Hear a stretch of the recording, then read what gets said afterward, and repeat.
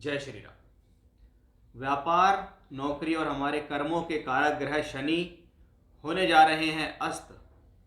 लगभग 35 दिनों तक शनि अब अस्त रहेंगे। यानी लगभग देखा जाए तो मार्च के महीने की शुरुआत से लेकर और 9 अप्रैल तक शनि अस्त रहेंगे। और शनि को अस्त करने वाले ग्रह हैं सूर्य। वर्तमान समय में सूर्य और शनि कुंभ राशि में गोचर कर रहे हैं।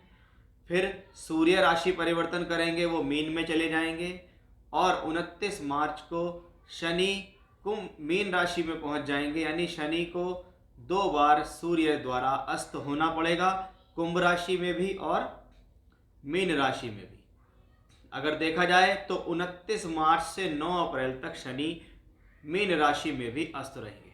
सामान्य तौर पर जब भी कोई ग्रह सूर्य के नज़दीक होता है तो एक पर्टिकुलर डिग्री पे वो अस्त हो जाता है। जैसे यहाँ पर सूर्य ग्रह द्वारा शनि को अस्त किया गया, और जब भी शनि और सूर्य के बीच की डिग्री 15 डिग्री या उससे कम होती है तो शनि वहाँ पर अस्त हो जाते हैं। शास्त्र के अनुसार अस्त ग्रह स्वभाव में कमजोर महसूस करता है। इसका मतलब है कि एक व्यक्ति जो कि अपने आप में परिपूर्ण है, लेकिन अगर उसकी आंखों पर किसी प्रकार की काली पट्टी या अंधेरा कर दिया जाए तो जब तक वो देख नहीं सकता तब तक वो प्रतिक्रिया नहीं कर सकता।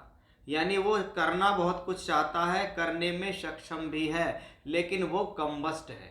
इसलिए शास्त्र के अनुसार ऐसे ग्रह को कहा गया है कि ऐसा ग्रह अपना पूर्ण फल नहीं देता।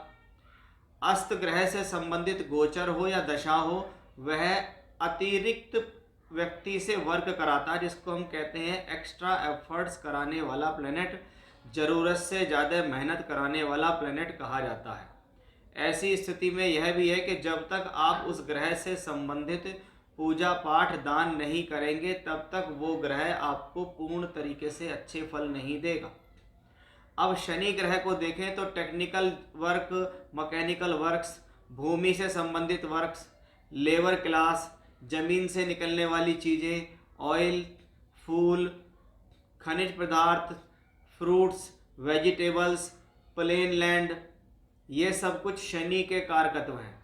जब शनि अस्त होते हैं तो इन सब चीज़ों पर बहुत अच्छा खासा प्रभाव भी पड़ता है। शनि ग्रह को कर्म से जोड़ा गया है तो कर्म द्वारा ही धन कमाया जाता है। तो जब तक हम कर्म नहीं करेंगे तब तक हम धन नहीं कमा पाएंगे। इसलिए अस्त शनि के दौरान कहीं ना कहीं आपके धन पर, आपके कार्य पर, आप राजनीति के क्षेत्र में जुड़े हुए हैं तो ऐसी स्थिति में महंगाई का स्तर भी बढ़ जाता है, वो भी हम ऐसी स्थिति में देखते हैं। यानी एक अस्त ग्रह जिसको हम प्योरली अगर देखें तो शास्त्र में हम देखें कि काल पुरुष की कुंडली मेष लगन की है।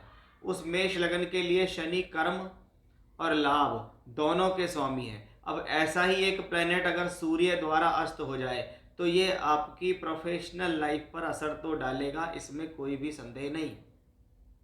अब ऐसे शनि से ठीक प्रकार के रिजल्ट प्राप्त करने के लिए जब वो ग्रह अस्त हो तो ये नहीं होता कि हम उसका रतन पहन लेंगे तो उसको हम बलि कर देंगे।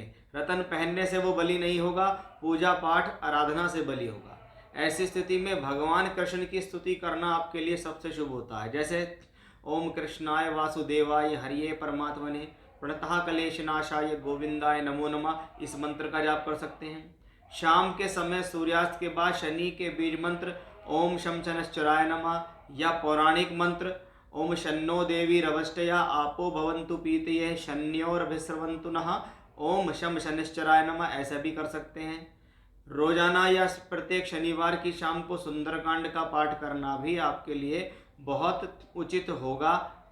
ये आप रेमेडी जरूर करें, क्योंकि शनि का अस्त आपकी प्रोफेशनल लाइफ पर प्रभाव डालता है और हमें अगर प्रोफेशनल लाइफ ठीक करनी है तो हमें इस दौरान पूजा करनी ही चाहिए।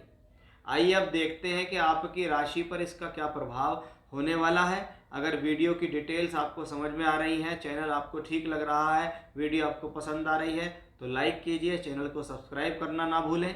और अपनी हॉरोस्कोप अगर आप दिखाना चाहते हैं तो दिए गए व्हाट्सएप नंबर पर आप कॉन्टैक्ट कीजिए। व्हाट्सएप नंबर पर आपको पूरी डिटेल्स मिल जाएंगी, वहाँ पर अपना date of birth, time, place भेज सकते हैं। कुंडली से संबंधित कोई भी जानकारी चाहिए तो वहाँ आपको मिलेगी, लेकिन पेड कंसल्टेंसी के साथ। आइए अब आपकी राशि की तरफ चलते हैं और अब देखते हैं आपकी राशि के हिसाब से ये शनि के अस्त होना आपको क्या फल दे सकता है।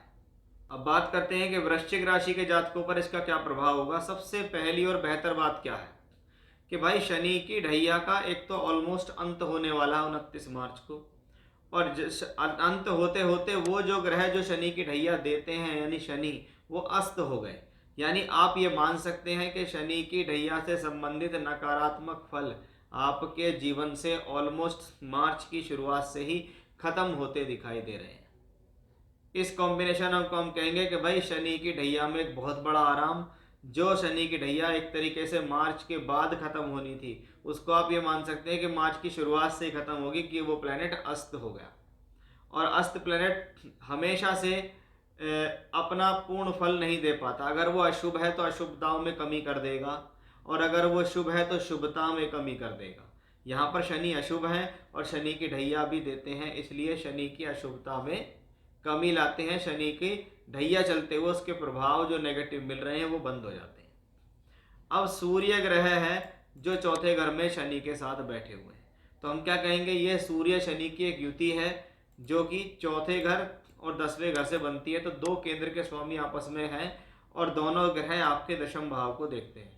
तो हम क्या कहेंगे, कर्म, कार्य क्षेत्र, नौकरी या व्यापार, इन सब चीज़ों के लिए ये कॉम्बिनेशन शुभ है, क्योंकि ग्रह यहाँ अपने भाव से भी संबंधित हैं। और शनि भले ही अस्त हो गए हैं, अस्त करने वाले ग्रह उससे कर्म कारक ग्रह यानी कर्म के स्वामी सूर्य ही हैं, इसलिए कर्म का पूरा अधिकार सूर्य के पास है, इसलिए कोई परेशानी वाली बात नहीं है। हाँ, ऐसी स्थिति में क्योंकि सूर्य यहाँ दिग्बल से हीन हो जाते हैं, तो इसलिए बहुत बार ऐसी स्थिति में देखा जाता है सरकारी क्रियाकलापों से जुड़कर अगर आपका कोई काम है तो उसमें अड़चनें बनती हैं, वो काम पूर्ण रूप से नहीं हो पाता है, उसमें किसी न किसी प्रकार की बाधा आने के कारण वो चीज़ें रुक जाती हैं। अब यहाँ पर सूर्य का परिवर्तन हो जाएगा, 14 मार्च को पंचम भाव में आ जाएंगे, शनि भी पंचम भाव में आ जाएंगे 29 मार्च को। तो ये दोनों जब 5th हाउस में आएंगे तो ये स्थिति फिर भी ठीक है, क्योंकि ग्रह को अगर देखें तो केंद्र का स्वामी त्रिकोण में है, केंद्र का स्वामी त्रिकोण में है, दोनों ही प्लेनेट त्रिकोण भाव में आए हैं। तो शनि का अस्त होना अगर वृश्चिक राशि के जातकों के लिए देखें तो एक आरामदायक ही स्थिति है, क्योंकि यहाँ पर शनि की ढैया देते हुए अस्त हैं, और जो कष्ट उन्होंने शनि की ढैया में दिया है वो रिलीफ आपको बहुत ज़्यादा मिलने वाला है। और आप समझ सकते हैं कि भाई आपकी ढैया जो मार्च में जाके ख़त्म होनी थी अंत में, वो मार्च की शुरुआत में ही ऑलमोस्ट ख़त्म हो जाएगी, क्योंकि शनि यहाँ अस्त हो जाए। तो कुल मिलाकर वृश्चिक राशि के जातकों के लिए शनि का अस्त होना बहुत हद तक बेहतर ही है, इसमें कोई नुकसान नहीं है। जय श्री राम।